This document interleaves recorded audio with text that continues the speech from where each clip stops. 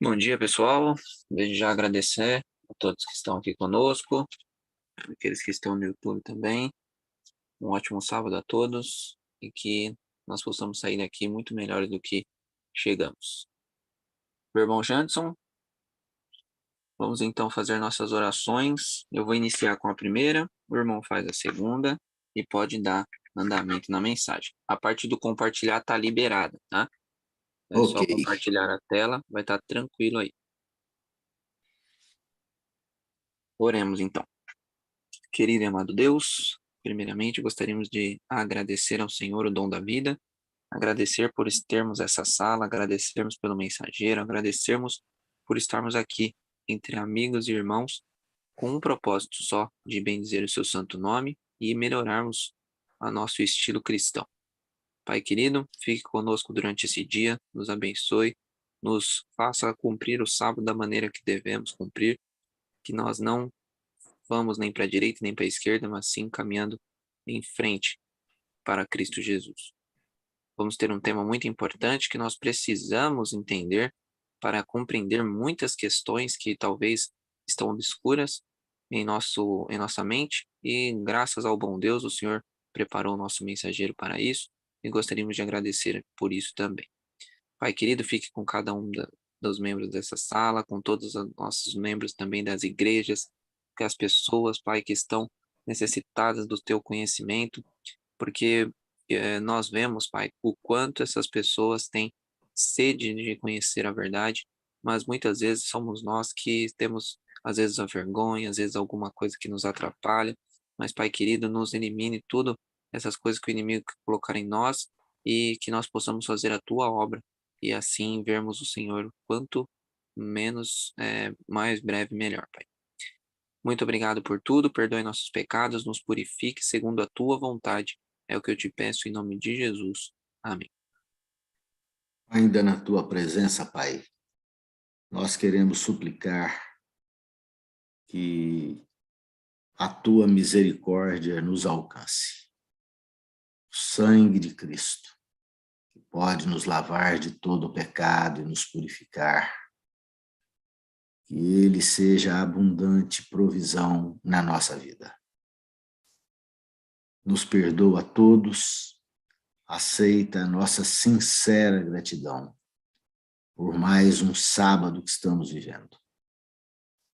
Não fosse esse dia bendito, eu não sei realmente o que seria de nós, com tantos afazeres, com tantas preocupações, mas o Senhor nos permite renovação nesse dia.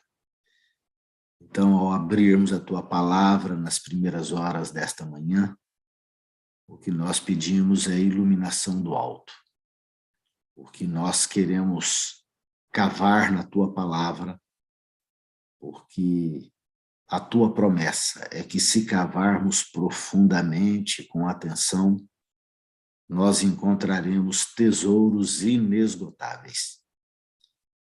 Então, aumenta a nossa fé, nos prepara para a mensagem que estudaremos juntos, coloca anjos como escudos à nossa volta e que o teu Espírito ilumine a cada um de nós. É o que nós suplicamos no nome bendito do nosso Senhor e Salvador. Amém. Amém. Querido Jadson, Vamos lá. a boca é sua, mas a mensagem é do Senhor. Vamos lá.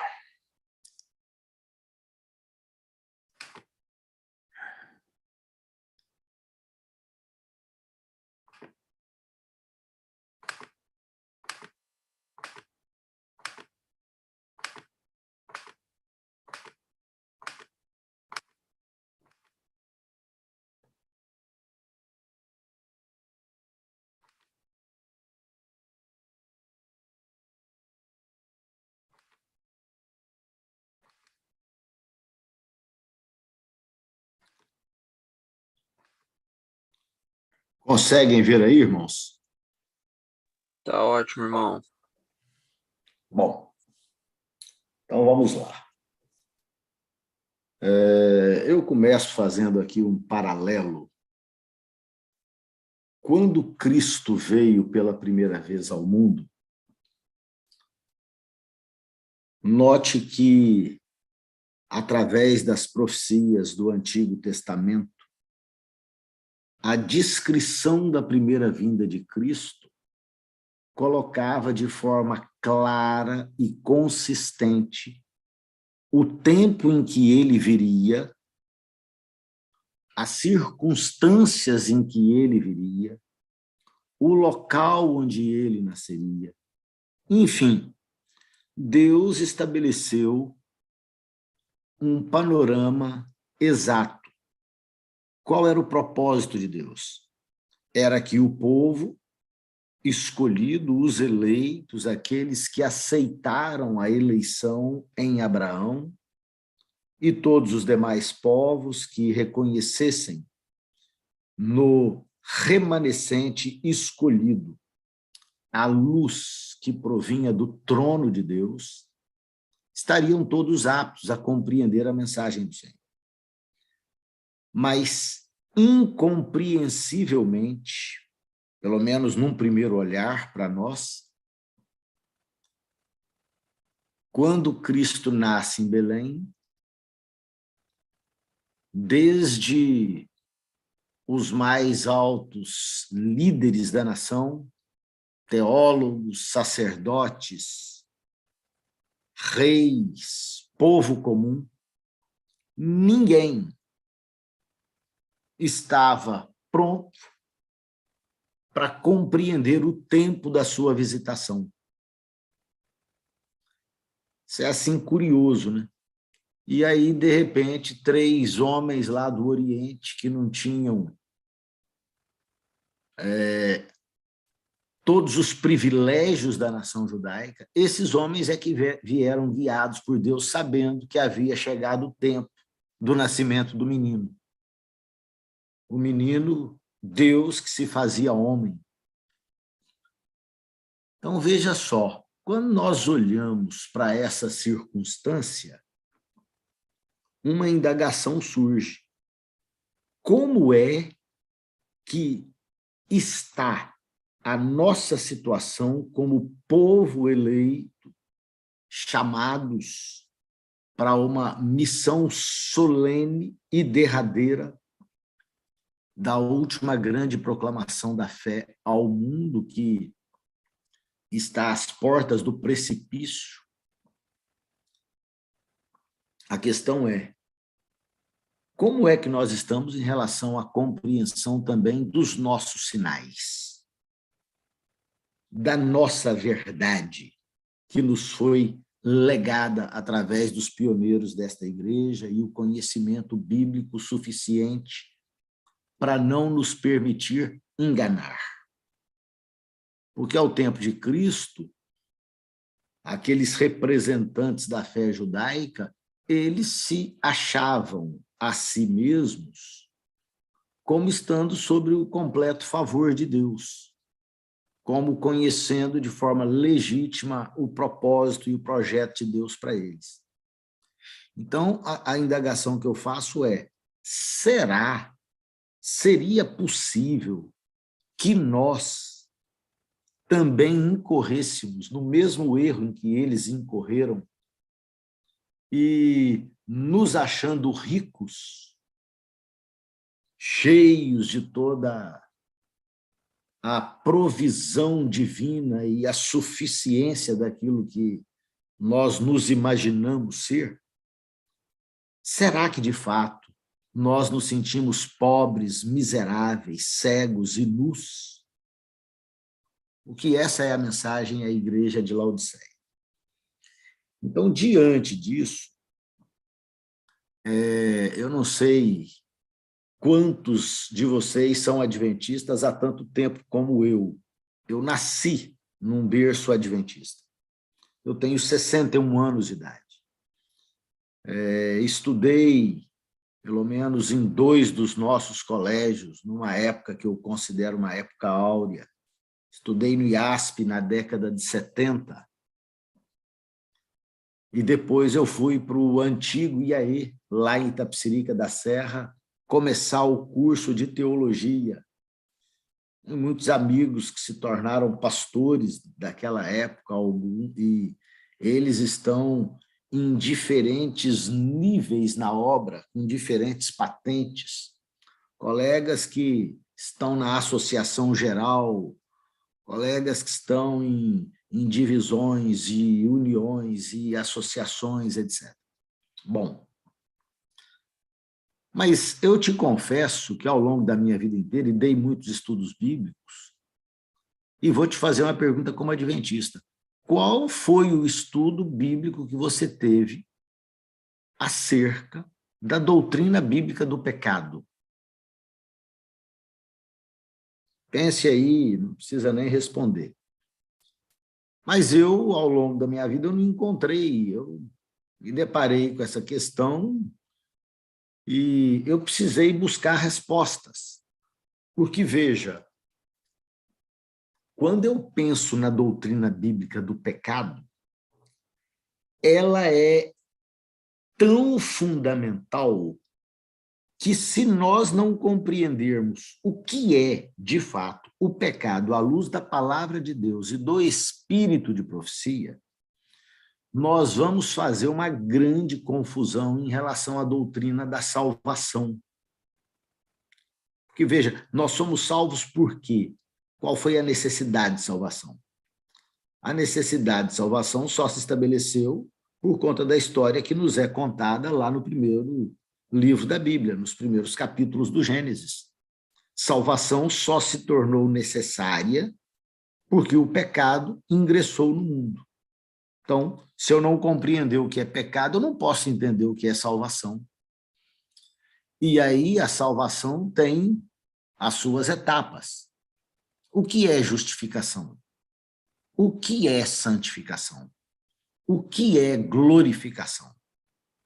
Tudo isso aí está no escopo da salvação. E hoje, dentro da fé adventista, nós estamos vivendo uma verdadeira confusão em relação a esses temas de justificação, santificação e glorificação. Mas tem mais coisa envolvida. Veja, o santuário é, numa maquete, uma figura de linguagem de Deus, que nos explica o processo da salvação, em 7 etapas.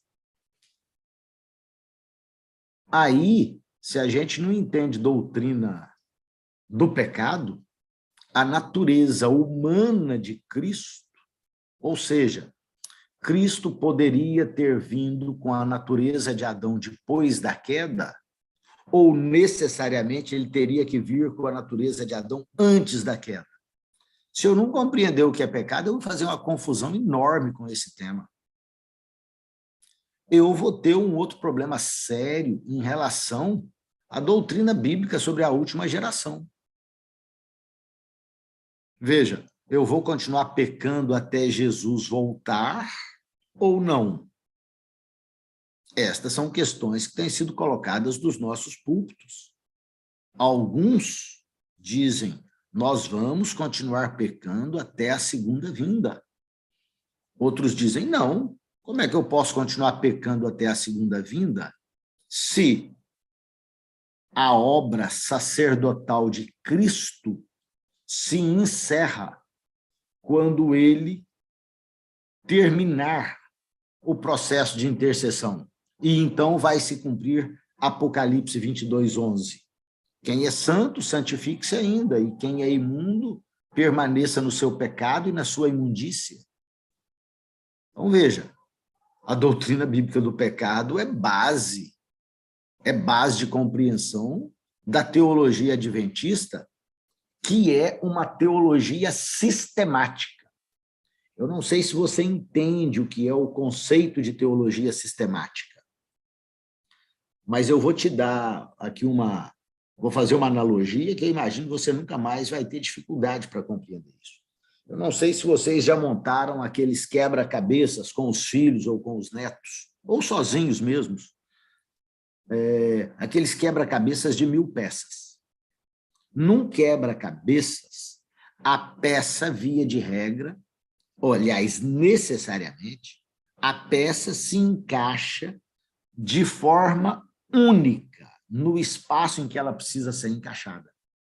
Mas se você tomar uma peça e achar que ela deveria estar num lugar onde ela não deve estar, você vai ter que forçar o quebra-cabeças para a peça ocupar aquele espaço que não é dela. Esse é conceito de teologia sistemática. Você tentar inserir uma doutrina dentro da teologia adventista que não cabe, você modifica toda a estrutura teológica do pensamento adventista e da revelação que nós recebemos como remanescente. Entende? Então, vida vitoriosa sobre o pecado é possível ou não é possível pelo poder do Espírito Santo? Quem é mais poderoso? O pecado, que habita em nós, ou o Espírito Santo, que pode habitar em nós? O Espírito Santo teria o poder de erradicar o pecado da nossa vida? Quem tem mais poder, o pecado ou o Espírito? Essa é uma discussão teológica dentro da igreja nos nossos dias. Então, veja só, todos esses conceitos, eles estão entrelaçados. Não dá para eu modificar uma questão da teologia adventista sem mexer no quebra-cabeças inteiro. Entende isso? Tudo bem. Então, eu tenho 3 questões aqui intrigantes. A primeira questão que nós precisamos responder essa manhã, e se alguém precisar me interromper, se alguma coisa não ficar clara, por favor, faça isso ao longo aqui da apresentação. Tá? Seu Jantes, só vai colocando para baixo o slide, que a gente só está vendo a doutrina bíblica grande. Ah, é? E você tem que... quando você for passando, você vai... Isso aí. Aí você vai só clicando. Tá ok Maravilha. aqui? Tá ótimo. É só ir clicando que já vai aparecer. Tá bom? Ok, então essas aqui são as questões intrigantes. Vocês olharam aí? Tá claro para todos? Tá claro. Então vamos lá. A primeira questão é essa. O que é pecado? Nós precisamos responder essa questão. A segunda questão. Pecado é algo inerente, é algo que nasce em você quando você saiu do ventre da sua mãe, ou pecado é uma escolha? Certo? Nós precisamos responder essas 3 questões aí para entender o que é pecado. Não é aquela história de quem nasceu primeiro, o ovo ou a galinha. A questão é, você é pecador porque peca, ou você peca porque você é pecador? Essa é a questão que nós precisamos responder nessa manhã.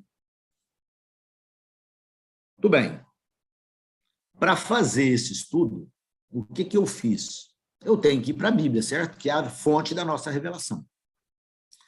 Então, na Bíblia, você vai encontrar 13 palavras que, ou no hebraico, ou no aramaico, ou no grego, foram traduzidas para as nossas versões da Bíblia como pecado.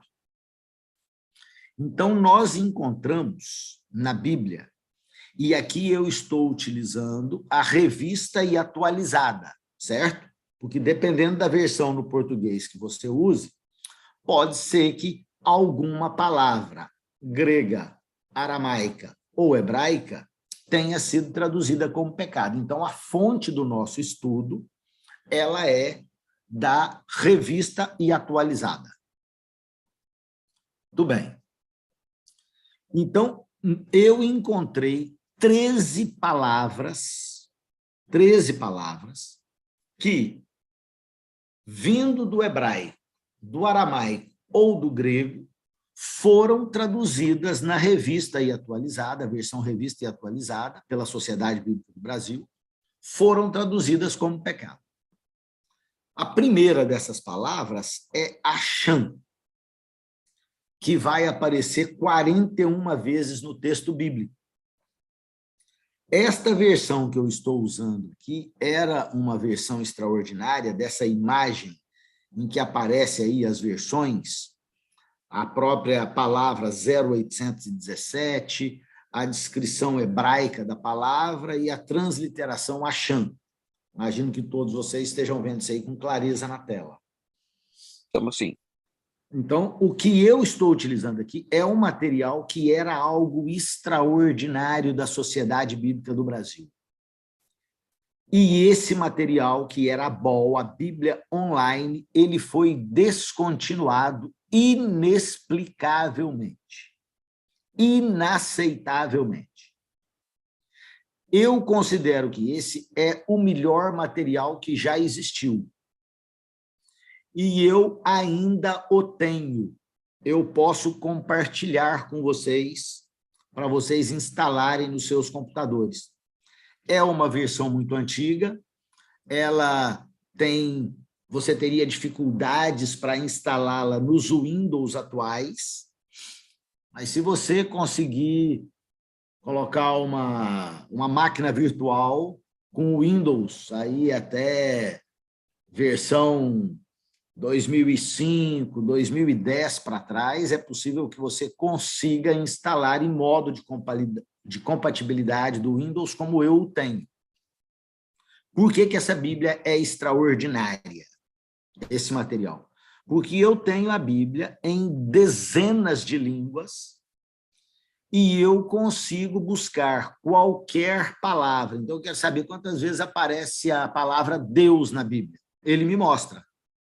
Mas a palavra Deus, ela pode se originar de diferentes palavras hebraicas, aramaicas ou gregas.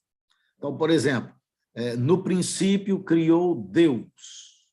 A palavra ali é Elohim. Mas se você vai ao Novo Testamento, você vai encontrar Deus como Theos. Percebe? Então, esse material era um material muito bom. E eu me vali desse software para poder fazer esse estudo.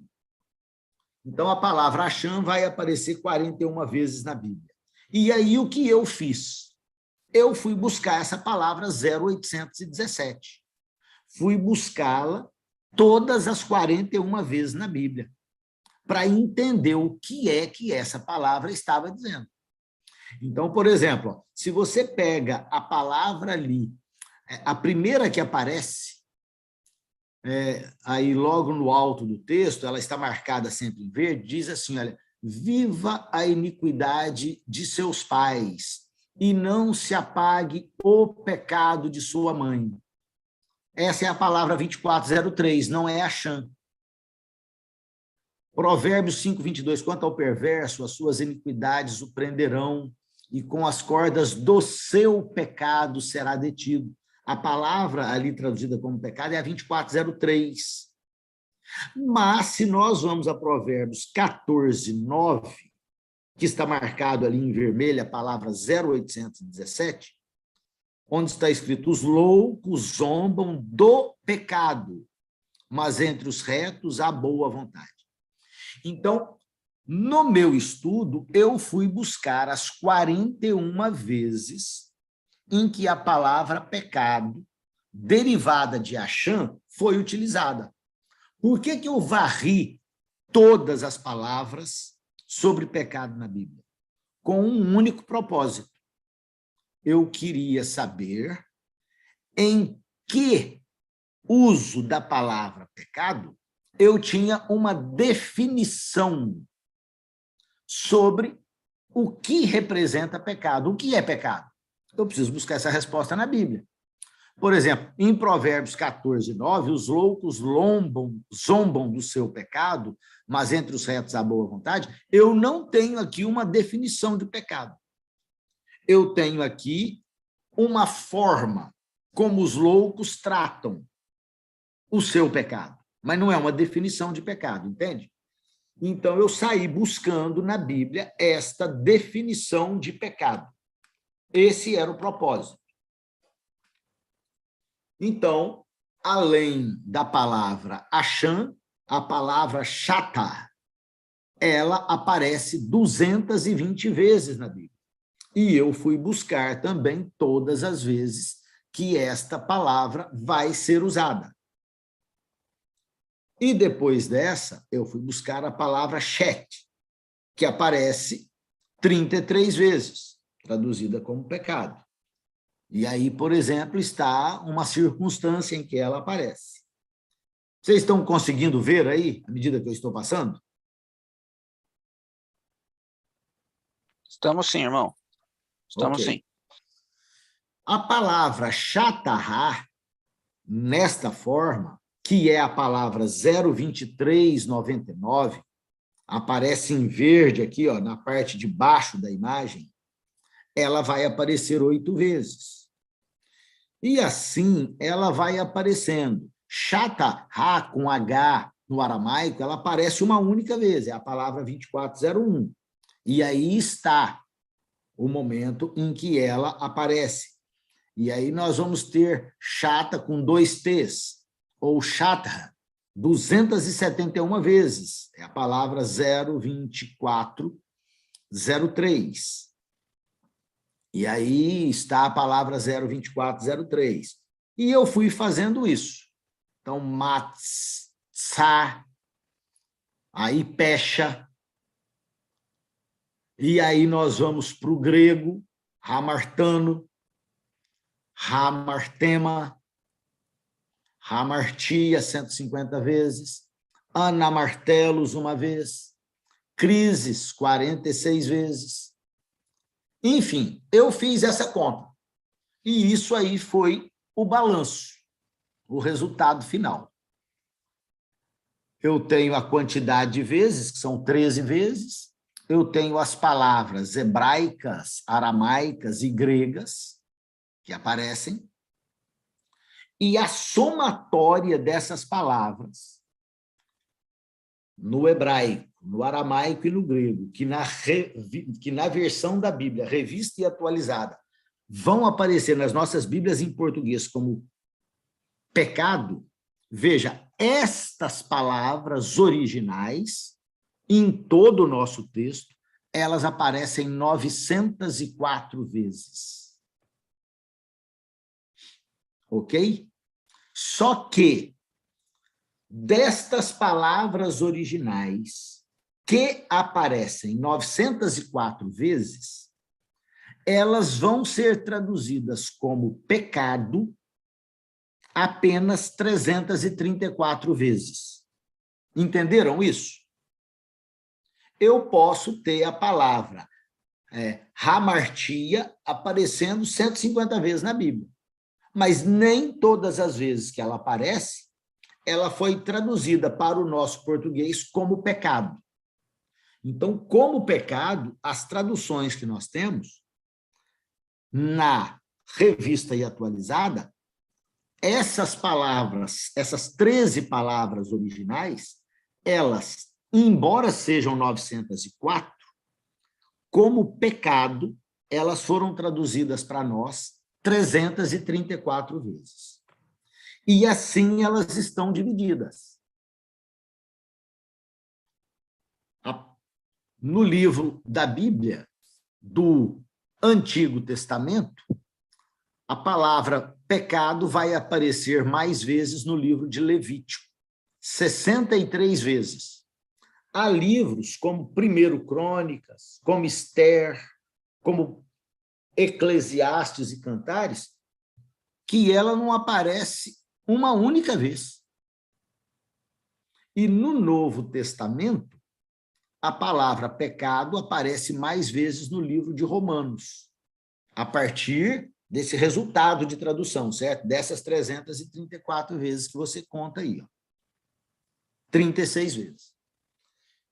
E aí, qual é o objetivo? Eu estou estudando o conceito de pecado, qual é a doutrina bíblica de pecado. Então, eu tenho que varrer todas estas vezes em que a palavra aparece para entender em que momento que eu tenho uma definição do que significa pecado, ok? Então, essa é a primeira resposta que nós temos que dar. O que é pecado? Vamos à Bíblia. Aqui nós temos 3 definições. De todas as vezes em que a palavra pecado aparece na Bíblia, nós temos estas 3 definições apenas.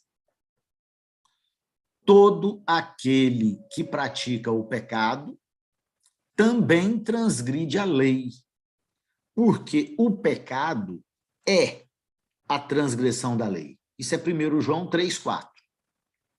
Aí Tiago 4,17 faz uma definição, não nas mesmas palavras. Ele diz assim: aquele, pois, que sabe fazer o bem e não o faz, comete pecado. Uma pergunta para você pensar aí. Essa informação de Tiago altera a informação de 1 João 3,4 ou é apenas uma forma diferente de dizer o que João disse na sua primeira carta? Eu preciso dizer a você que Tiago e João estão afirmando exatamente a mesma coisa. Veja, aquele, pois, que sabe fazer o bem. O que é o bem?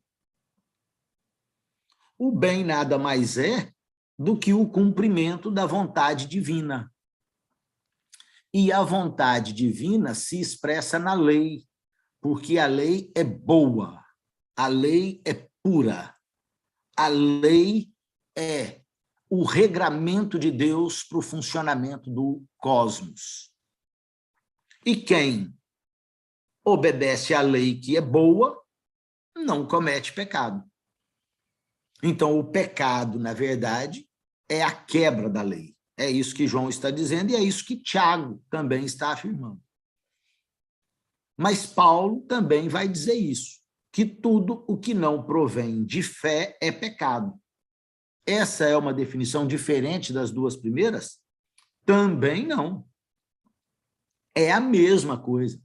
Porque você só consegue fazer o bem e cumprir a lei se você for uma pessoa temente a Deus, uma pessoa que confia em Deus, uma pessoa que tem fé. Então, a fé te leva à obediência daquilo que é o propósito divino. Então, em última análise, estas definições de pecado, que são as únicas, nas 334 aparições da tradução de pecado utilizadas na versão revista e atualizada, isso é o conceito de pecado. Mas eu não quero que essa análise seja minha.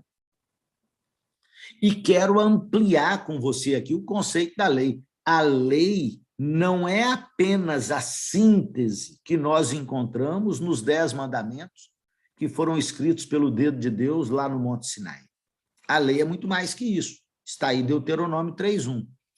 Agora, pois, ó Israel, ouve os estatutos e os juízos que eu vos ensino, para os cumprirdes, para que vivais e entreis e possuais a terra que o Senhor Deus de vossos pais vos dá. Deuteronômio 3:2. Nada acrescentareis à palavra que vos mando, nem diminuireis dela, para que guardeis os mandamentos do Senhor vosso Deus, que eu vos mando.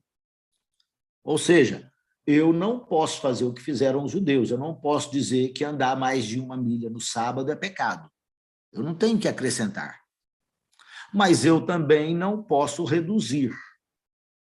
Aquilo que sai da boca de Deus, como ordem, seja no texto bíblico, seja nos escritos do Espírito de profecia, eu preciso considerá-los em igual nível. Porque, veja, Ellen White não é uma profetisa de segunda categoria. Eu tenho um estudo longo sobre a questão de como compreender Ellen White. Ellen White é uma profetisa do Senhor, né? Nessa manhã eu vou dizer apenas isso. E o Espírito Santo, que a inspirou, o Espírito não se desqualificou ao longo do tempo. Então, se esse Espírito inspirou Jeremias, inspirou Paulo, inspirou Mateus e etc., quem inspirou aquela jovenzinha de 17 anos foi o mesmo Espírito. Então, ou ela é uma profetisa do Senhor, como ela própria diz, ou os escritos dela são do diabo. Essa é uma declaração dela. Os testemunhos são do Senhor ou são do diabo. Não há meio termo nessa compreensão. Não dá para eu selecionar daquilo que ela escreveu e dizer, não, isso eu acho que é bem-vindo e serve, e isso aqui, isso foi para a época dela. Mas essa é uma outra discussão. Mas veja, eu não posso acrescentar nada e nem reduzir nada na palavra. Irmão Jantos. Pois não? Só para deixar aí, eu também tenho um tema de Ellen White, eu passei aqui na sala. Tá lá no canal. Ellen White é bíblica, tá? Para quem quiser ter um panoraminha aí do que o irmão tá falando. Ok. Então, Paulo vai acrescentar um conceito aqui que extrapola a compreensão e o desejo daquele que quer restringir a sua vida à obediência dos 10 mandamentos. Não, estou obedecendo sábado, não estou matando, não estou furtando, obedeci pai e mãe, então minha religião é essa. Não, é muito mais do que isso.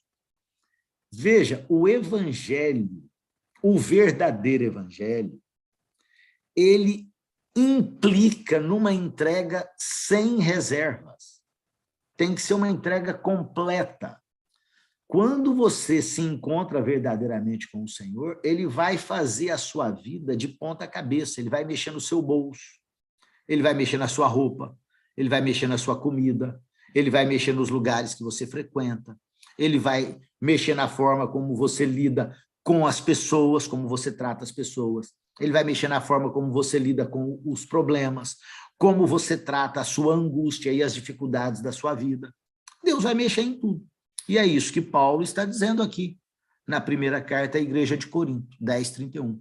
Portanto, quer comais, quer bebais ou façais qualquer outra coisa, beber um copo d'água, por exemplo. Fazei tudo para a glória de Deus. Então, evangelho representa um compromisso muito radical. É para pouca gente. Agora, saiba, não é na força do seu braço. Porque todos aqueles que tentaram isso com a própria energia fracassaram. Você só alcança esse status nesse projeto se o Espírito de Deus guiar você. Então, não bata no peito e não se glorie, porque não vem das obras, para que ninguém se ache muito bom ou melhor do que o outro. A comparação é sempre de você com você mesmo. Você ontem e você hoje, e você amanhã. É uma escada. Não é isso que diz o texto bíblico? A vereda do justo é como a luz da aurora, que vai brilhando mais e mais. Ou seja, é um processo de você com você mesmo, numa crescente espiritual, desde que você conheceu a Cristo até o dia em que você for encontrá-lo em glória e majestade. Tudo bem. Então, esse é o compromisso. Amarás, pois, o Senhor teu Deus e todos os dias guardarás os seus preceitos, os seus estatutos, os seus juízos, os seus mandamentos. E Cristo afirmou isso. Se me amardes, guardareis os meus mandamentos. Ou seja, há um princípio de obediência implícito.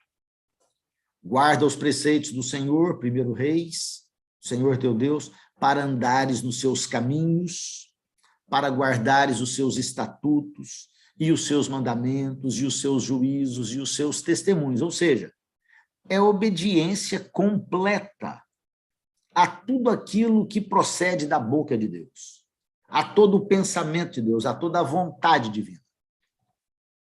Agora veja, Deus só considera uma obrigação nossa andar nesse caminho a partir do momento que a gente conheça o caminho. Mas Deus, não tendo em conta os tempos da ignorância, anuncia agora a todos os homens em todo lugar que se arrependam, porquanto tem determinado um dia em que com justiça há de julgar o mundo. Se você tomava, antes de conhecer o Evangelho, uma bebida forte, veja, a partir do momento que você sabe que isso é prejudicial para o seu corpo, e entenda isso em todos os níveis daquilo que você ingere, se você já não é ignorante e agride seu corpo, você está cometendo pecado. Porque Deus ignora as nossas transgressões durante a nossa ignorância, mas não depois que nós conhecemos o projeto e a vontade divina na nossa vida. Mas aí vamos a Ellen White. O que Ellen White reduz a termo, de forma clara e direta, essa profetisa do Senhor, o que é pecado. Ela diz que a síntese de todas as definições de pecado é isso aí. Ó. A única definição de pecado encontrada na Bíblia é: o pecado é a transgressão da lei. Mas ela avança. O pecador convicto deve exercer arrependimento para com o Senhor, por causa da transgressão de sua lei e fé em nosso Senhor Jesus Cristo. O apóstolo Paulo nos dá a verdadeira definição de pecado. O pecado é a transgressão da lei. Então, a única definição é essa, e essa também é a verdadeira definição. E, mais uma vez, reforçando a ideia, nossa única definição de pecado é a que é dada na palavra de Deus. É quebrantamento da lei. É o efeito de um princípio em conflito com a grande lei do amor, que é o fundamento do governo divino. Então, veja, pecado é transgressão da lei. E agora nós estamos indo para o Nisto Cremos. Porque no Nisto Cremos, nós também temos a definição de pecado. E ela diz, olha, a definição bíblica de pecado o apresenta como a transgressão da lei, uma falha nas ações de qualquer um, que é transgredir a lei, que sabe que deve fazer o bem e não o faz, e bem como tudo que não provém de fé é pecado. Ou seja, aquilo que não provém de fé está em desacordo com a vontade de Deus e representa, portanto, a transgressão do princípio fundamental que rege o cosmos, a partir do trono daquele que todas as coisas criou, que é a lei do amor. Então, veja, toda a nossa definição bíblica e no espírito de profecia nos informam que pecado é transgressão da lei. Mas aí, nós precisamos entender que pecado tem duas componentes. Duas componentes.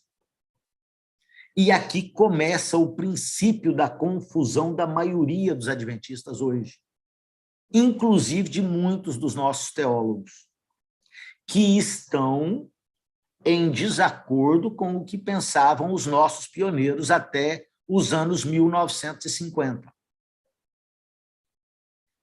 O que, veja, o pecado tem dois elementos a serem considerados. Um deles é o mal, e o outro elemento é a culpa. Quando Adão pecou, ele contaminou a matriz, de forma que todos os seus descendentes, ao nascerem, receberam uma máquina defeituosa, um corpo defeituoso. Entende isso? O equipamento que você recebeu de Adão é um equipamento defeituoso. Ou seja, você vai comprar um carrinho para sua criança no supermercado. Vou pensar num carrinho com duas rodas na frente, um eixo na frente e um eixo atrás. Aí você identifica quando saiu do supermercado, você não testou, ele estava embalado, você chega desfaz o embrulho, desfaz a embalagem quando você chega em casa, você percebe que o eixo de trás não está rodando direito, ele está com defeito. Mas ele saiu de fábrica, é verdade. O primeiro que foi fabricado não tinha defeito nenhum na tração traseira, mas esse que você comprou está com defeito. Ele saiu com defeito de fábrica.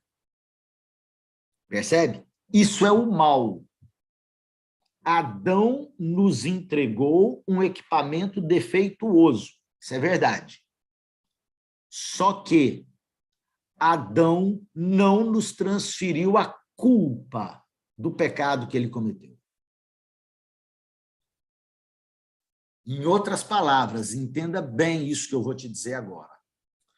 Todo mundo que nasce está fadado ao sono da morte. Por que razão? Porque o equipamento é defeituoso. Mas ninguém nasceu condenado à morte eterna. Sabe por que razão?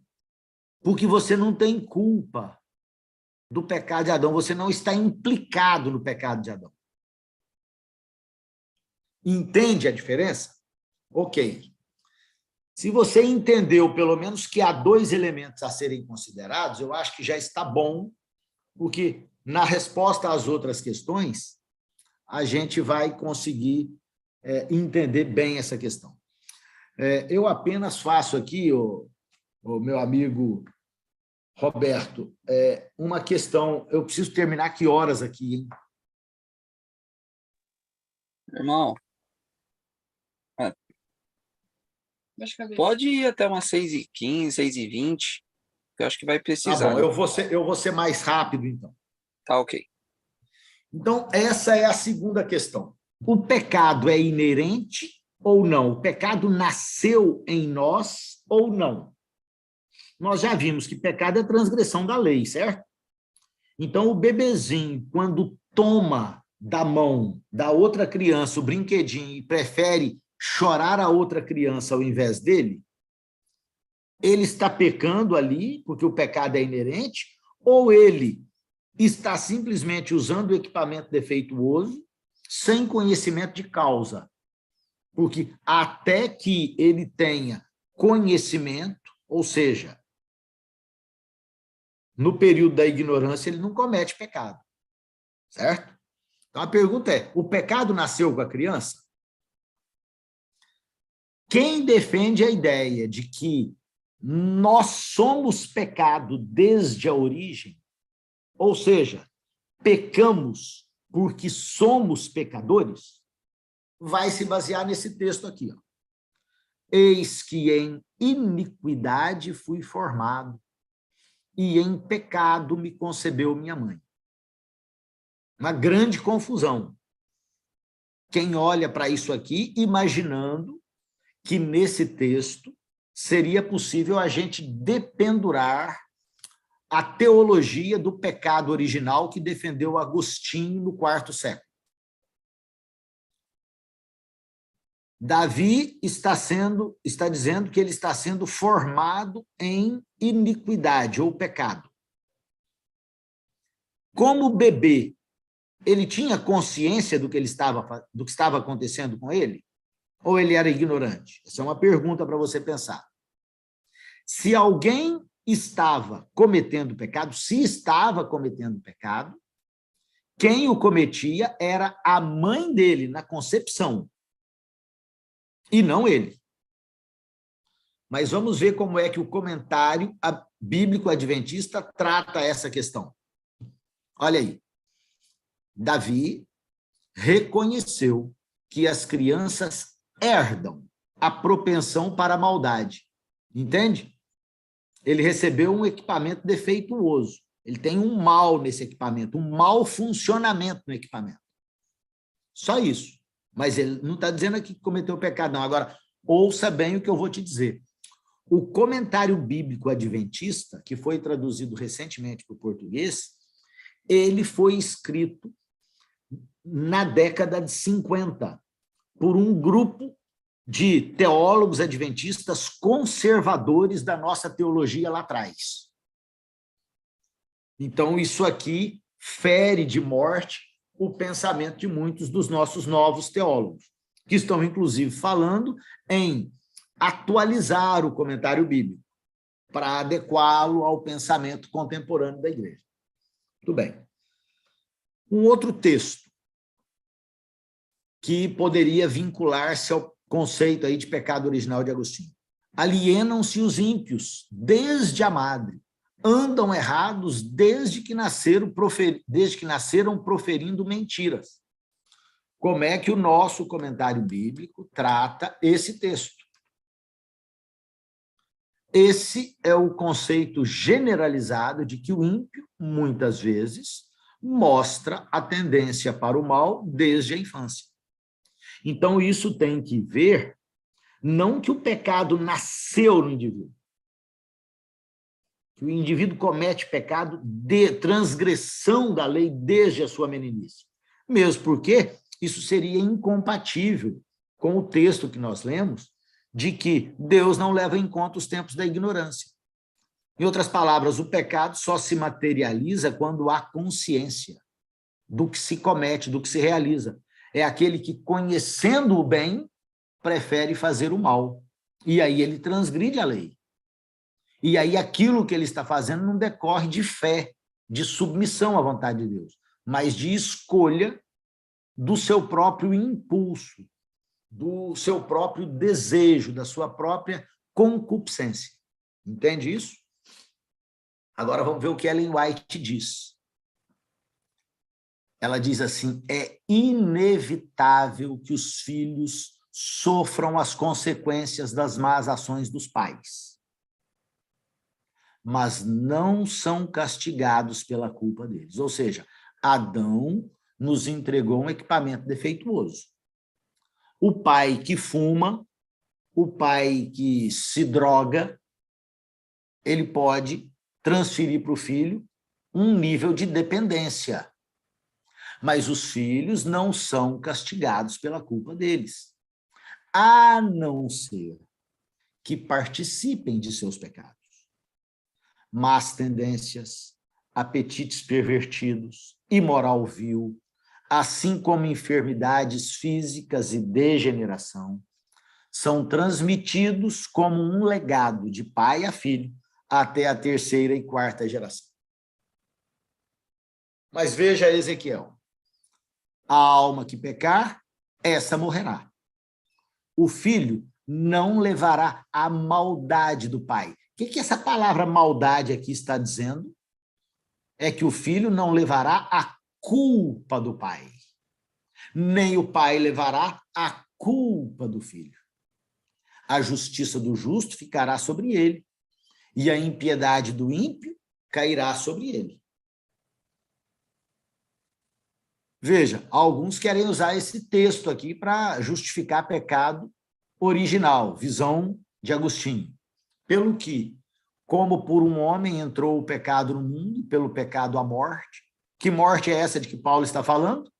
O sono. O sono daqueles que estão aí espalhados nos cemitérios pelo mundo afora. Assim também a morte, esse sono, passou a todos os homens. E esse sono só passou a todos os homens porque todos em algum momento pecaram. Lembre-se que Paulo aqui está fazendo uma análise da situação do homem. E aí ele diz lá no primeiro capítulo, e daí para frente, segundo e terceiro, ele vai dizer que não há um justo, nenhum sequer. Porque em algum nível todos pecaram, embora não o façam à semelhança do pecado de Adão. Porque Adão estava dirigindo uma locomotiva no alto da montanha. Quando a locomotiva descarrilhou, ele jogou para o fundo do poço todos aqueles que estavam nos vagões atrás. Em que aspecto? Na culpa? Não. Ele entregou para todo mundo um equipamento defeituoso. Porque ele nasceu no alto da montanha, mas todos os demais já nasceram no pântano. Entende? Mas nós não somos culpados de ter nascido no pântano. Não somos culpados. Só que o nosso equipamento, todo mundo, quando caiu lá, alguém quebrou perna, outro quebrou a cabeça, outro quebrou um braço, outro quebrou a mão. Isso foi o que aconteceu.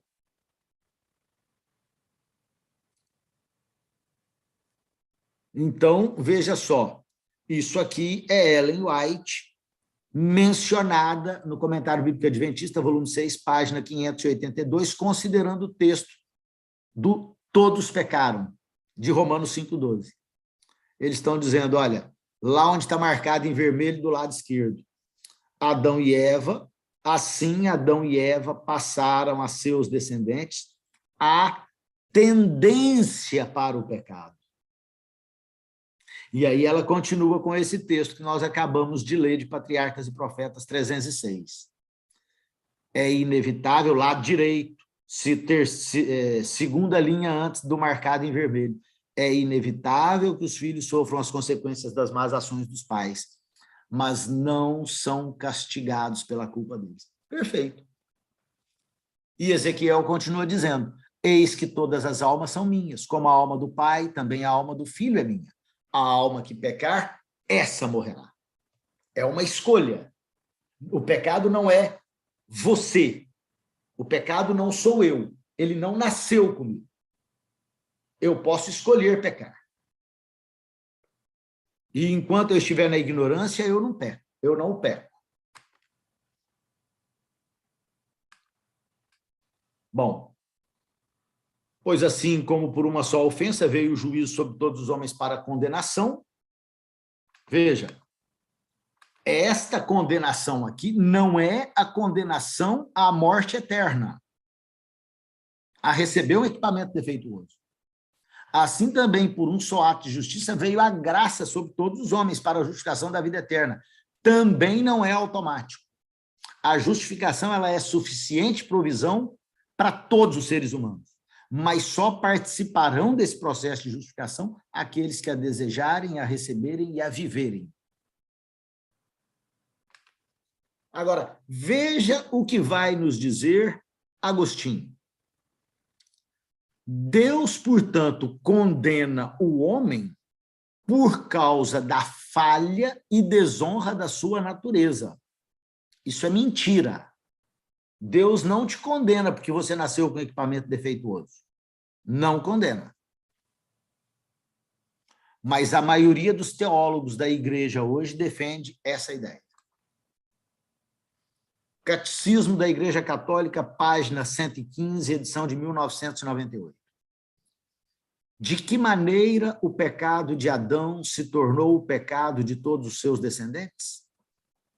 O gênero humano inteiro é, em Adão, sicut unum corpus unius, hominis. Ou seja, como um só corpo de um só homem. Em virtude desta unidade do gênero humano, todos estão implicados no pecado de Adão. Isso é uma mentira sutil, terrível, porque mistura num único conceito a questão de mal, que é equipamento defeituoso, e culpa, que é responsabilidade eterna por aquilo que outro cometeu. Nem a justiça humana é tão dura assim. Se eu roubar, meu filho não vai para a cadeia. Se você matar, o seu filho não pode ser condenado à cadeira elétrica. Percebe a inconsistência desse raciocínio aqui? Agora, isso aqui agora é um grande teólogo da igreja, que foi professor nas nossas faculdades de teologia. Ele vai implicar nessa declaração dele o conceito de Agostinho, nesse livro O Incomparável Cristo, página 27. A perfeição da pessoa de Cristo, contudo, não se limita aos seus atos, mas à sua natureza. Ele chama atos de pecados no plural. Atos é aquilo que você faz ou aquilo que Jesus fez. Então, nos seus atos do dia a dia, você pode cometer pecado. Mas ele vai estender o conceito de pecado. Ele vai dizer, olha, pecado também tem que ver com a natureza, porque a sua natureza é pecado. Mentira. Pecado é transgressão da lei. A minha natureza, o meu equipamento defeituoso não é a transgressão da lei.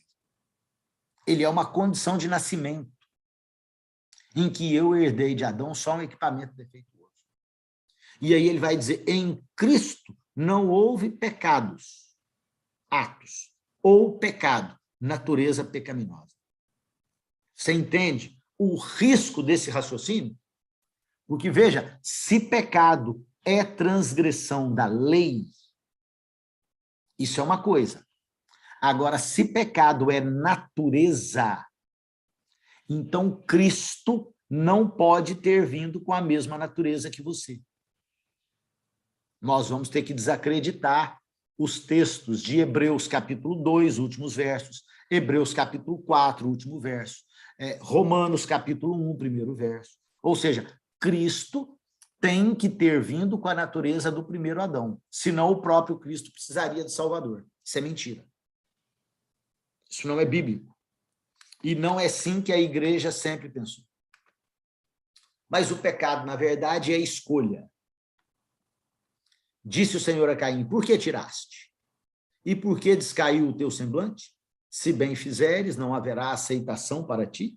E se não fizeres bem, o pecado jaz à porta, e para ti será o seu desejo, sobre ele dominarás. Ou seja, pecado é escolha. Quem está dizendo é Deus na Bíblia. Hebreus 10, 26 e 27. Porque se pecarmos voluntariamente, ou seja, eu sei o que é a vontade de Deus, mas eu vou agir de forma contrária. Depois de termos recebido o conhecimento da verdade, ou seja, eu já não sou ignorante. Então, se eu peco, depois de já não ser ignorante, já não resta mais sacrifício pelos pecados. Não adianta a graça. A graça para aquele que peca de forma deliberada, conhecendo a vontade de Deus. O que resta para esse? Uma certa expectação horrível de juízo e ardor de fogo, que há de devorar os adversários. Por que razão? Porque aquele que conhece a vontade de Deus vai agir pela fé, em confiança no poder de Cristo, para fazer dele um novo ser humano. João, meus filhinhos, estas coisas vos escrevo para que não pequeis. E se alguém pecar, temos um advogado para com o Pai, Jesus Cristo justo. Ou seja, pode haver pecado na vida do crente? Sim.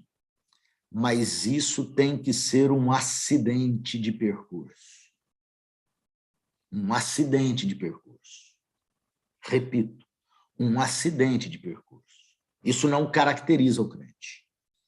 Não pode caracterizar o crente. Assim também, considerai-vos como mortos para o pecado, mas vivos para Deus em Cristo Jesus, nosso Senhor. Não reine, portanto, o pecado em vosso corpo mortal, para lhe obedecerdes em suas concupiscências. O que Paulo está dizendo é aquilo que João diz. Pecado é acidente. Sabemos que todo aquele que é nascido de Deus não peca, mas o que de Deus é gerado conserva-se a si mesmo, e o maligno não lhe toca. Eu fico pensando com essa quantidade de textos aqui. Como é que tem gente dos nossos púlpitos pregando que nós vamos continuar pecando até o dia da vinda de Jesus? Como é que isso seria possível? Quando Jesus deixar o Santíssimo do Santuário Celestial, não haverá mais intercessor. Então, aquele que é impuro continue na impureza. Mas aquele que teve o caráter transformado pelo Espírito de Deus, esse recebe o selo do Deus vivo. O selamento não é uma mudança de status no caráter, não. Caráter é a única coisa que a gente leva para o céu. E o caráter nada mais é do que o conjunto dos nossos sentimentos, das nossas emoções, das nossas práticas. A forma como nós reagimos e vamos sendo moldados para reagir conforme o pensamento de Deus em cada circunstância da vida. Aquele que tomava uma bofetada e devolvia com a bofetada mais forte, ele vai sendo transformado pelo Espírito de Deus. Veja o que aconteceu com Pedro. Veja o que aconteceu com João, os filhos do trovão. Ele se tornou o apóstolo do amor. Se essa transformação não for produzida em nós pelo poder do Espírito, esquece, querido irmão, nós não temos como olhar para a face de Deus. Agora, Tiago explica como é que é o processo. Mas cada um é tentado quando atraído e engodado, ou enganado, ou induzido pela sua própria concupiscência. Então, vamos entender isso aqui bem. Todos nós nascemos com defeito de fábrica, certo? Cada um de nós tem a sua própria fraqueza. Você sabe, individualmente, quando você faz uma análise de per si, quando você olha para dentro de você mesmo, você e eu sabemos quais são as nossas fraquezas. E o diabo também sabe, porque ele tem demônios que ele colocou para nos acompanhar desde os nossos primeiros dias. Esses são demônios especializados em você e em mim. Um franzir de testa, um olhar, são suficientes para ele imaginar aquilo que você está pensando, sentindo, imaginando no seu coração, mas ele não pode penetrar a sua mente. Mas, conhecendo as nossas fraquezas, ele é um covarde, ele vai nos entregar a oportunidade na hora da nossa maior sensibilidade, na hora da nossa situação mais difícil, maior carência, maior fraqueza. Então, se a minha fraqueza é um rabo de saia, aquela moça que eu achei bonita vai se oferecer para mim um dia. Entende? Cada um é tentado, tentação não é pecado, já dizia Lutero. O passarinho pode voar sobre a sua cabeça, mas ele não pode fazer ninho. O assassinato do vizinho não acontece na primeira vez que ele pisa no seu calo. Ele chegou, parou o carro na porta da sua garagem e você se irrita e vai lá falar com ele e ele caçoa da sua irritação. Você volta para casa e pensa que eu podia dar um tiro nesse sujeito. Imediatamente vem à sua mente, rapaz, que pensamento é esse que você está tendo? E você afasta aquele pensamento. Na segunda vez que acontece, o pensamento bate de novo. Rapaz, você podia matar esse seu vizinho. Aí você começa a cogitar, mas como seria? Como é que eu vou esconder o cadáver? Como é que eu não vou para a cadeia? Entende? Isso é o passarinho assentar na cabeça. Então, veja, tentação não é pecado. Cada um é tentado quando atraído e engodado, enganado pela sua própria concupiscência, que é o nosso desejo voluptuoso da carne. É o que nós recebemos de Adão. O mal, o equipamento defeituoso, que quer se satisfazer com aquilo que é carnal. Agora, isso aí não é pecado. Agora, veja, depois, havendo a concupiscência concebido, é quando o passarinho senta na cabeça. Então, dá à luz o pecado. E o pecado sendo consumado gera morte. Entende o processo? Não há pecado na tentação, não há pecado no pensamento inicial. É só quando ele é concebido. Agora veja Ellen White interpretando o texto.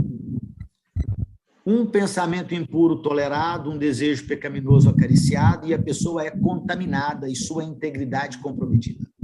Depois, havendo a concupiscência concebida, dá à luz o pecado, e o pecado sendo consumado gera a morte. Se não quisermos cometer pecado, temos de evitar seu princípio. Cada emoção e desejo tem de ser mantido em sujeição à razão e à consciência. Todo pensamento pecaminoso tem de ser instantaneamente repelido. Quando ele bater na sua cabeça, meu irmão, olha aí o conselho, para a Câmara de Oração Seguidores de Cristo. Eu tenho vivido essa experiência. Quando bate a tentação, naquele meu aspecto mais fraco, naquele mal que eu carrego, que eu recebi como legado de Adão, naquilo em que o meu equipamento é defeituoso, eu só tenho uma alternativa. Eu não tenho forças. Eu tenho que correr para os pés daquele que é todo poderoso, entende? E essa tentação, irmãos, ela não dura mais do que 15, 20 segundos. Quando você corre para Cristo, o tentador foge. Ela continua dizendo, pode com fé e de todo o coração.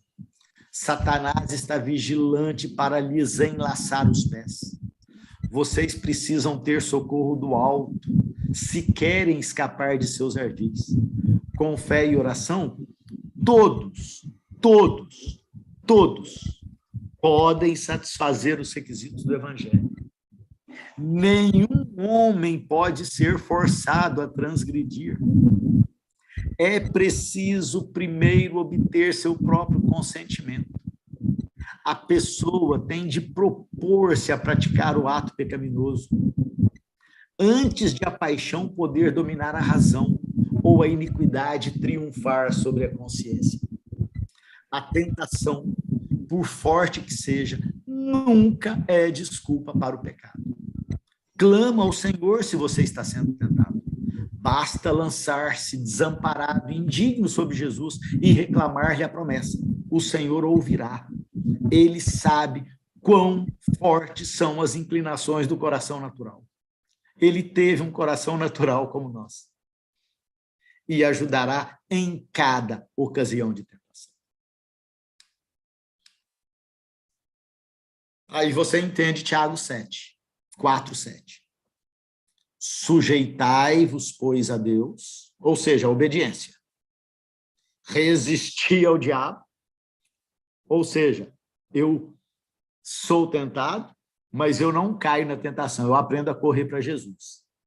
Quando ele entender que isso se tornou o seu caráter para tudo na vida, ele vai sair desesperado, em fuga da sua presença. Ele vai fugir de você. Sabe por que razão? Porque você terá se tornado um representante de Deus na terra, um embaixador de Cristo. Onde o seu lenço chegar, vai haver milagre, como acontecia com Paulo. Não era mais ele que vivia. Ele disse, não sou mais eu que vivo, é Cristo que vive em mim.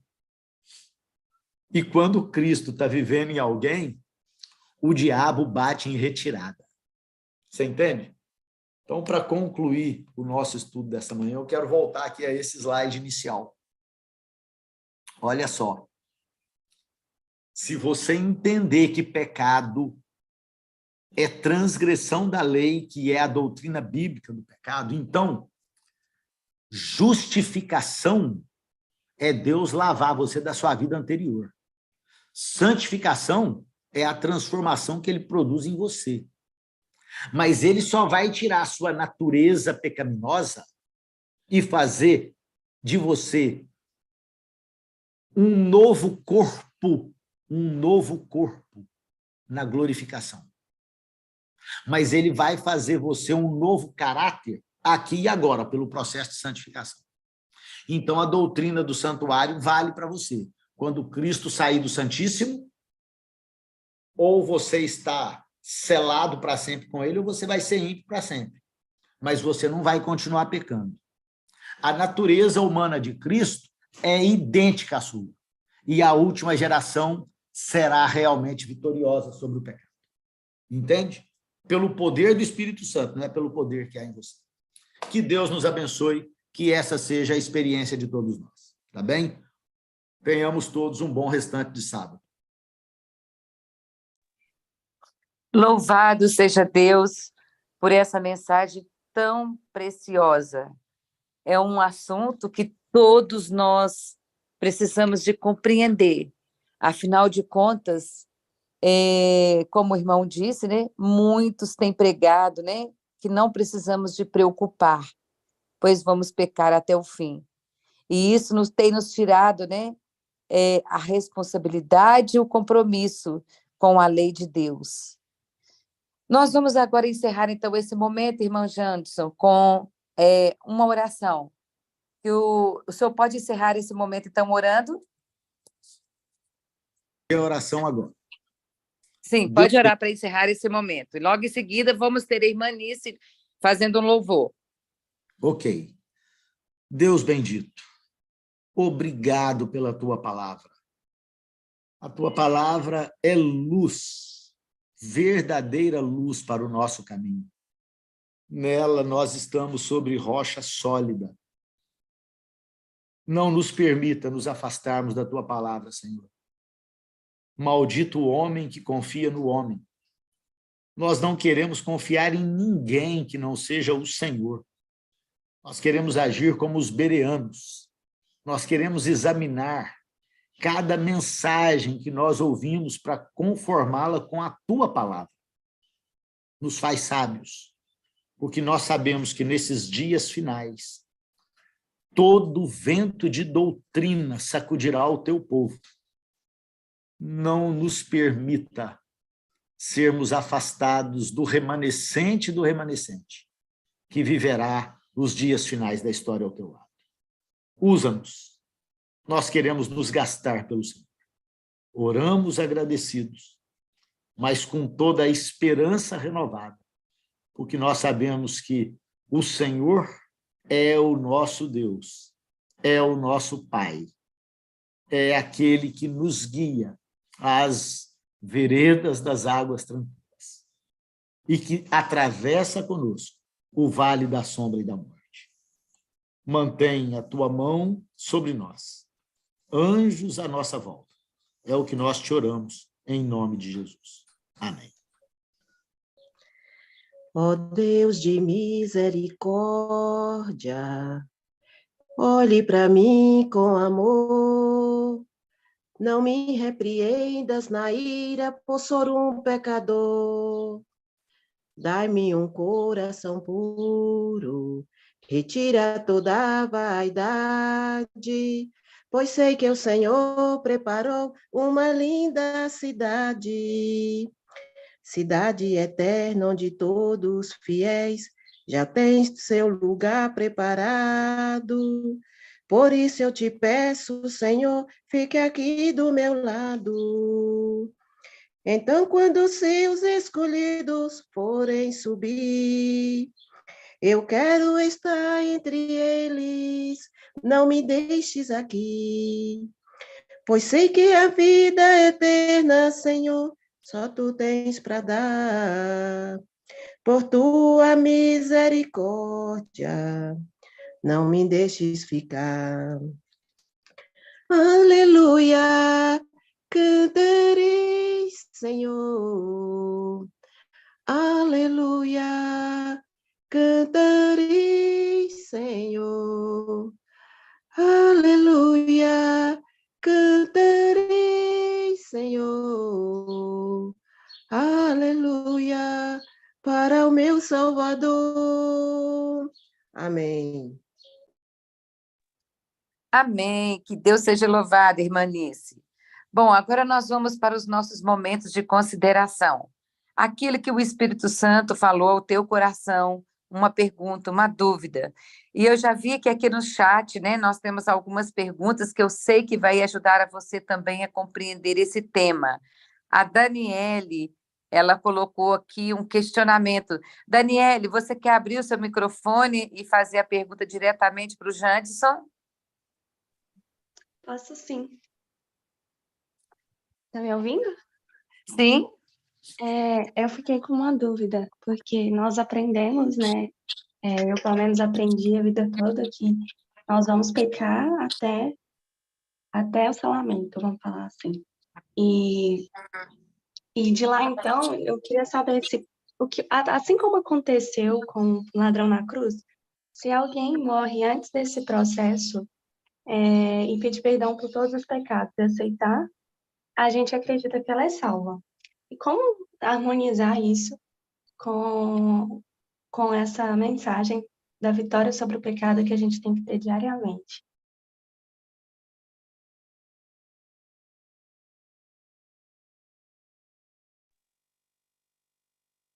Janderson pode responder. Sim, agora. Irmã, veja só. No selamento, nós vamos ter uma situação atípica, porque em todos os casos daqueles que estão mortos, daqueles que morreram e, portanto, estão nos cemitérios, Deus, quando eles exalaram o último suspiro, é que Deus escreveu a sentença. Em relação aos vivos que serão selados, Deus escreve a sentença deles e eles continuam vivendo na terra. Então, Deus vai fazer uma aposta nos selados. Já não haverá intercessor. E eles terão que permanecer fiéis a Deus. Isso é a transformação completa do caráter. Então, dá para nós termos aqui uma ideia do que é o nível de compromisso que nós precisamos ter com o Senhor. É por isso que nós temos tipologia na Bíblia. Veja só, quem são alguns dos tipos que nós encontramos na Bíblia dessa última geração? Enoque foi trasladado. Daniel não se corrompeu em Babilônia, nós vamos viver em Babilônia. Jó, em tudo, foi justo. Então, esses tipos que nós temos, eles são uma demonstração do caráter daqueles que serão a aposta de Deus, a última geração. Não tem intercessor, nós vamos ter que viver na presença de um Deus santo sem pecado, Ellen White diz isso. Então, o nosso caráter precisa ser transformado. Quando? Hoje. Nós precisamos crescer até a estatura de Jesus Cristo. É por isso que Paulo escreve, Cristo em vós, esperança da glória. Esses serão os selados. Ellen White, no livro Parábolas de Jesus, página 69, ela diz que Deus espera que o caráter de Cristo seja completamente reproduzido no seu povo, então ele virá para reclamá-los como seus. Está bem assim? Está sim. Muito obrigada, pastor.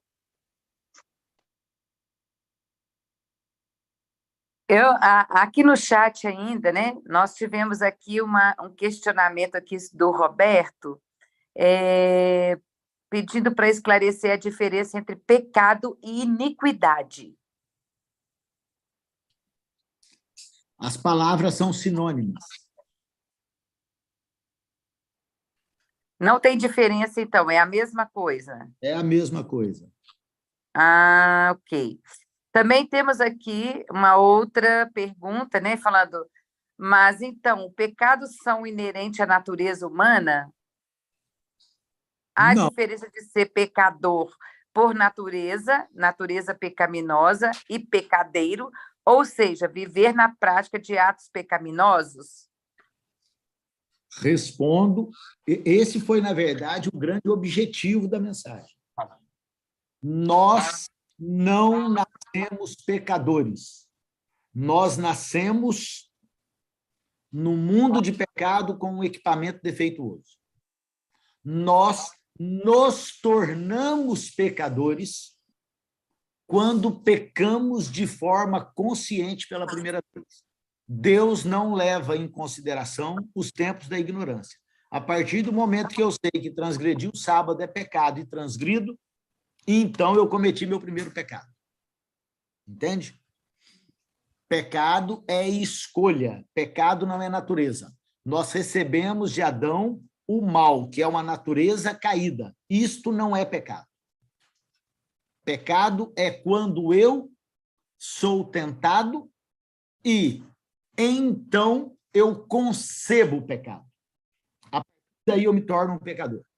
Em outras palavras, nós não somos pecadores porque nascemos pecadores. Nós nos tornamos pecadores quando cometemos o nosso pecado. O nosso primeiro pecado. Ok? A teologia adventista contemporânea, não é a teologia toda adventista, há muitos contemporâneos que dizem que não. Você é pecador porque você nasceu com equipamento defeituoso. Não é verdade. Não é isso que nós estudamos. Quem afirma isso é a Igreja Católica. São aqueles que advogam a causa de Agostinho nesse quesito teológico. Obrigada, irmão. Eu acredito que com o estudo de hoje nós avançamos muito, né, na nossa escada aqui da santificação, uma vez que esse assunto ele confunde muito os nossos irmãos, os nossos queridos, pois esse assunto é replicado, né, exatamente dessa forma, né, que já nascemos pecadores, e o irmão deixou bem claro que o equipamento é que saiu com defeito, e o pecado é só quando nós o praticamos, e nós não vamos carregar o pecado dos nossos avós, dos nossos antecedentes, né? Isso foi muito importante, e eu acredito que esse assunto ajudou a muitas pessoas hoje. Eu estou vendo a Cristine aqui também com a mãozinha levantada. Cristine, pode abrir seu microfone. Bom dia, já. Você poderia reforçar o exemplo de Jesus, por favor? Porque a gente sabe que ele não foi pecador, porque ele não, né? Ele não praticou nenhum pecado. Mas, assim, essa questão da natureza de Jesus, né, se foi antes do Adão ou depois do Adão, a gente fica, assim, às vezes, a gente ouve, mas ainda fica uma pequena dúvida sobre a natureza de Jesus. Ele nasceu com equipamento defeituoso? Veja só, quem entrega a melhor explicação desse assunto para mim é o pastor Leroy Moore. Ele morreu recentemente. Eu vou compartilhar isso com vocês. Cristo nasceu com natureza idêntica à nossa, mas para isso eu quero recorrer a 2 textos bíblicos. Tomem a Bíblia de vocês em Hebreus, no capítulo 2. O que é melhor que a Bíblia responda. Essa é a nossa autoridade divina.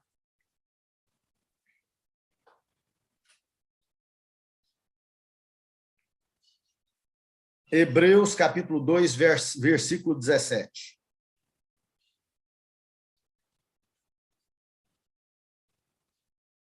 Por isso mesmo, convinha que em todas as coisas. A minha Bíblia não diz algumas. Por isso mesmo, convinha que em todas as coisas se tornasse semelhante aos irmãos, para ser misericordioso e fiel sumo sacerdote nas coisas referentes a Deus e para fazer propiciação pelos pecados do povo. Pois naquilo que ele mesmo sofreu, tendo sido tentado,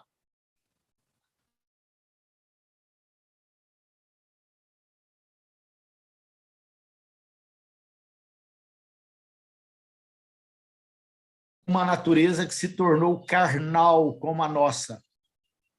Sabe por que razão? Porque ele nunca cedeu aos desejos dessa natureza. Por isso, ele é só semelhante. Mas o equipamento dele era como o nosso. Só que como ele não cedeu, em nenhum aspecto, tendo sido tentado, ele é poderoso para socorrer os que são tentados. Você avança aí uma página, vai para o capítulo 4 de Hebreus, verso 12. Diz assim, porque a palavra de... Aliás, falando 12 é 15. Porque não temos sumo sacerdote que não possa compadecer-se das nossas fraquezas. Antes, foi ele tentado em algumas coisas. Não, não é isso. Em todas as coisas. À nossa semelhança, mas sem pecado. Acheguemos, portanto, confiadamente junto ao trono da graça, a fim de recebermos misericórdia e acharmos graça para socorro em ocasião oportuna. Então, irmãos, veja só, eu vou mandar o link desse material do Leroy Moore, assistam. Esta é a mais contundente explicação que eu encontrei na vida para a natureza humana de Jesus. É claro que o nosso texto, o nosso estudo de hoje sobre pecado, acaba tocando essas questões. Mas nós precisaríamos fazer um estudo sobre esse tema em particular, porque ele vai gastar mais um outro tempo significativo. Mas a questão é, Jesus teve natureza idêntica à nossa, com uma diferença, ele nunca pecou. Ou seja, ele não consumou nele a natureza carnal, mas a natureza espiritual, guiada pelo Espírito, por isso ele orava tanto, por isso ele tinha tanta necessidade. É porque o Espírito o possuiu desde o princípio dos seus dias. Na eternidade, ele escolheu, quando criança, até que ele é levado pelo Espírito para o deserto, esse foi o tempo durante o qual Jesus teve a maior segurança na vida dele na terra. Porque sendo alguém com o equipamento defeituoso que Adão entregou para ele, ele estava sujeito ao pecado. Só que ele elegeu o Espírito para guiar a vida dele. Quando o Espírito leva ele para o deserto, ele está pronto para a batalha. Isso vai acontecer com você e comigo. Se o Espírito de Deus nos conduzir, em cada instante da vida, nós vamos estar prontos para a batalha. Entende isso? Sim, irmão, obrigada. Louvado seja Deus, né, por essa explicação, e é por isso que estamos aqui a cada manhã, sentados no banquinho da escola de Jesus Cristo, pois Ele quer que a gente avance, Ele quer que nós estejamos preparados. Cristo está trazendo você aqui a cada manhã, porque Ele deseja ardentemente que você compreenda a sua palavra, para que você esteja pronto para o tempo do fim. Vós sois geração eleita. Nós não somos qualquer pessoa. Nós somos o povo que vamos ver Jesus voltando. E é por isso que Cristo está te trazendo aqui essa manhã e todas as manhãs para preparar a sua vida espiritual para suportar para o que está por vir. E é com esse sentimento que nós vamos, então, agora encerrar a nossa sala. Nós vamos, então, agora nos despedir. Eu acredito que nós não vamos ter aqui, então, o hino final, porque o Roberto já saiu, mas nós vamos terminar aqui com oração. Eu vou pedir a irmã Terezinha para orar, para encerrar esse momento. Irmã Terezinha? Sim, vamos orar. Santo Deus e eterno Pai, Pai de infinita bondade, amor, misericórdia e graça que não tem fim. Senhor, sem palavras para agradecer a mensagem que acabamos de ouvir, mensagem esclarecedora, mensagem que eu tenho certeza, Pai, vai tirar a dúvida de muitas pessoas, Pai, porque essa mensagem de que nós vamos pecar até Jesus voltar, é uma mensagem que tem sido grandemente pregada nos púlpitos da igreja, mas, oh Deus, muito obrigada, Pai, muito obrigada, porque nesta manhã foi uma mensagem muito esclarecedora para mim, e eu sei que para muitas pessoas que ainda vão ouvir essa mensagem, Pai, ajuda cada um de nós a buscar, a viver uma vida sem pecado, uma vida santa, uma vida imaculada, uma vida de santificação e consagração ao Senhor. Abençoa cada filho do Senhor que está aqui nessa sala, nessa manhã.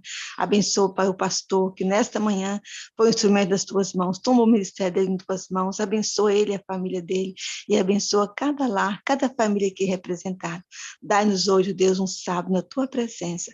É o que nós te pedimos, Pai, e te agradecemos. Em nome de Jesus. Amém. Pessoal, então nós vamos nos despedir. Desejamos a todos vocês um feliz sábado e até amanhã. Amanhã estaremos mais uma vez sentados no banquinho da Escola de Jesus Cristo, nesta igreja virtual. Que Deus te abençoe e um abraço para todos. Até amanhã. Bom dia, irmão. Bom dia. Bom dia.